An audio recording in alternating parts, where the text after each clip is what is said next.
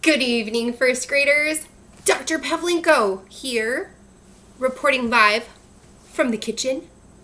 We're going to have some fun tonight, doing some science experiments. But first, I want to say great job this week to Melody, Brinley, Logan, Zach, Matt, Sophie, Jace, Sam, Tanner, McKenna, Jack, Xander, Paxton, Alice, Ellis, Victoria, Johnny, Alyssa, Harrison, Noah, Bella, and Andrew. So proud of all the hard work that you have been putting forth with distance learning this week. So, I promised you some fun tonight. I, kind of colored my hair for the occasion. Hope it looks good. But I thought we would do a little bit of science. I know that normally you have science with me, so even though we can't be together in the classroom, hopefully you can do these science experiments at home with your families. All right? So the first one we're going to call Wizard's Brew. Wizard's Brew. Ooh. All right, so the first thing you need to make Wizard's Brew is a jar or a glass or a plastic cup of some sort that's see-through, okay? I'm using a glass because I couldn't find any jars, okay? You will also need some vinegar, baking soda, a little bit of glitter if you have it, but if you don't, it's totally fine. Just kind of jazzes it up. And the last thing is a little bit of dish soap, dish detergent. All right, so the first thing we need to do is fill our glass half full with vinegar. All right, here we go. I'm gonna fill it about half full. It looks about right. Put the lid on the vinegar and put it off to the side. Then I'm going to put a little bit of dish soap in there. All right. I might want to open it first. Okay. A little bit of dish soap. Sorry, you couldn't really see that, but it was just a squeeze. All right. Then a little bit of glitter. Okay, just a little bit. I'm going to stir that a little bit more. Actually, you know what? I'm going to put a little more dish soap in there because I kind of want it to be a little bit green looking. Okay. And then I'm going to grab a knife, just a butter knife. Nothing dangerous here, friends. I'm going to stir it up.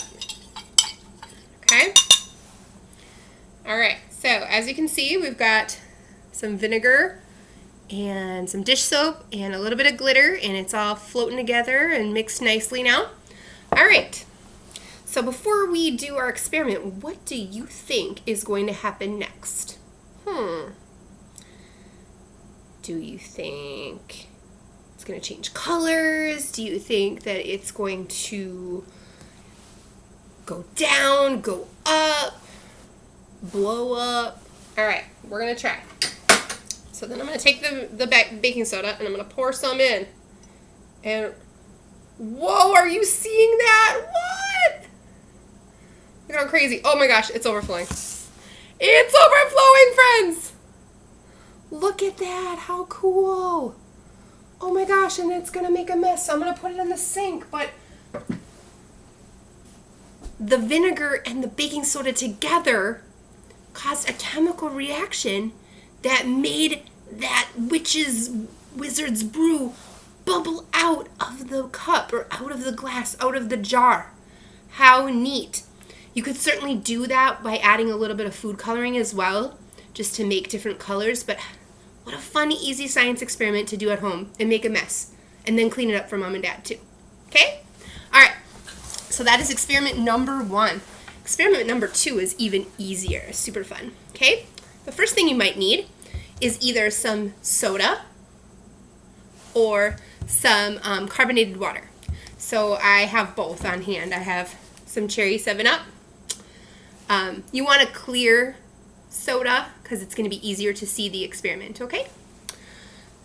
So something like that would work. Probably not a cola, but like a 7-Up, a ginger ale, or again, carbonated water. So I have some Perrier here.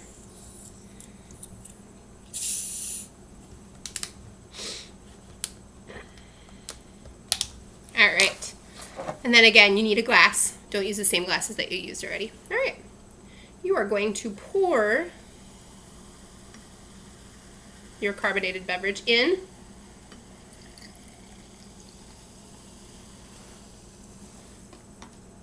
Okay. The second thing that you need, and again, you can be flexible on this, you need raisins. If you don't have raisins, you could probably use some prunes, or you could use olives. Olives actually work for this too. Okay, so raisins. And you are going to put the raisins, I'm just going to take a handful, because you can like snack on them when you're done, or the extras. You're going to put them in the liquid. Now, what do you think is going to happen?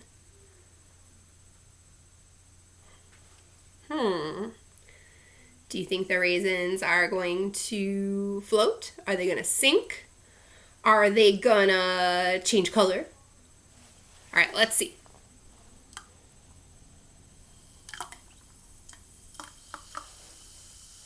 All right, so I'm going to move my hand. Hopefully you can see this. Whoa, did you see that? So the cool thing about raisins and olives is, again, we've talked about density. They're not super dense, and so those carbonated bubbles are causing them to almost dance in the liquid or in the water or the pop or whatever you use. So these raisins are going to continue to bop up and down, almost like fish. It's kind of fun. Since, we can't go see fish, we can just pretend with raisins and carbonated water. Okay? So, that one's super easy too. Super fun. All right. Our last experiment of the day is oobleck. For oobleck, you need some cornstarch and some water, which I'm right by the sink, so I'll kind of have to bebop over there. All right, so you also might want a little bit of food coloring to color your oobleck. All right, I'm gonna look and see what color I have the most of, and it looks like I have a lot of green. That's cool. Kind of makes it look slime. So I'm gonna put a couple drops in my bowl. You also need a bowl, by the way. I did a clear bowl so you guys could see what was happening. Then you're gonna need your cornstarch. I'm gonna do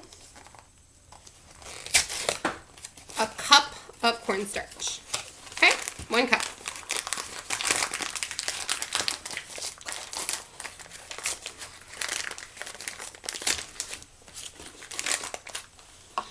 Okay, so you pour your cornstarch into the cup.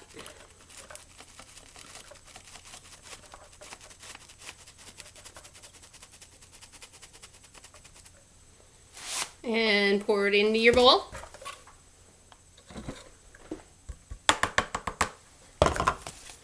And then you need about a half a cup of water to start, and then we can always add more water if we need to.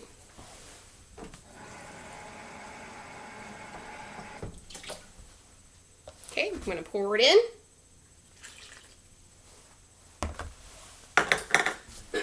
And then I need a spoon. I probably should have grabbed that already, but I forgot. So wooden spoon or metal spoon, whatever you have. And then you are going to stir your oobleck. And at first it's going to be kind of tough to stir because that cornstarch and water are almost going to form like a paste. So you kind of might need Mom and Dad's help with this part because it is messy and you kind of got to use your muscles. So hopefully you've been working out. I did my workout this morning, so I'm good. All right.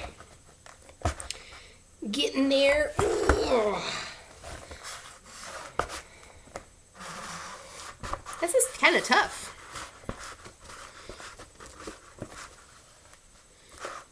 All right. So, kind of, sort of, looks like something like that. All right. And then what you are going to do is you get to play with this lovely mess of oobleck, and you can touch it and see, like, what does it feel like? What does it do on your fingers? Is it a solid? Is it a liquid? I don't really know. Like, look at this. Oh my gosh, it's melting. Melting. Oh, the horror. Anyway, sorry. Little Wizard of Oz reference there. I love oobleck. It's so much fun because it's all natural. It's pretty easy to clean up because it's cornstarch and water. And it's like hours and hours of fun. I know what I'm doing tonight. I'm gonna play. Woo woo. So, hopefully you had fun with our science experiments. Again, please don't go out and buy any of this stuff. This is stuff that you should have at your house. And if you don't, no worries. Then you do the ones that you can, or see if you can make modifications, and then send them to me. Tell me how you changed it or what you did differently and if it worked for you or not. Okay, so the first one we did, remember, was our witch's or wizard's brew, which I already put in the sink and it kind of spilled already, so I can't take it back up. But remember, like, we mixed that vinegar and baking soda and dish soap and glitter, and then it bubbled up like a witch's brew. That was super cool. Okay, second one was our super cool raisin in the carbonated beverage water pop experiment, where the raisins are dancing in our water, which is super cool. And then our last one was making some oobleck and kind of watching it like in our hands. Whoa, slimy. Yeah. All right. So again, just want to give you guys all a shout out. Great job working hard this week. Keep up the fantastic work. Know that on Monday, I will send out an email, but I think on Monday I'd like to try to do a Google Meet phone call, which is like a Zoom phone call, Skype, FaceTime, whatever you guys want to call it. But we would do it on Google Meet. You do not need a Google account to do it. I would just invite you in the email. I think we're going to aim for probably about a 10 a.m.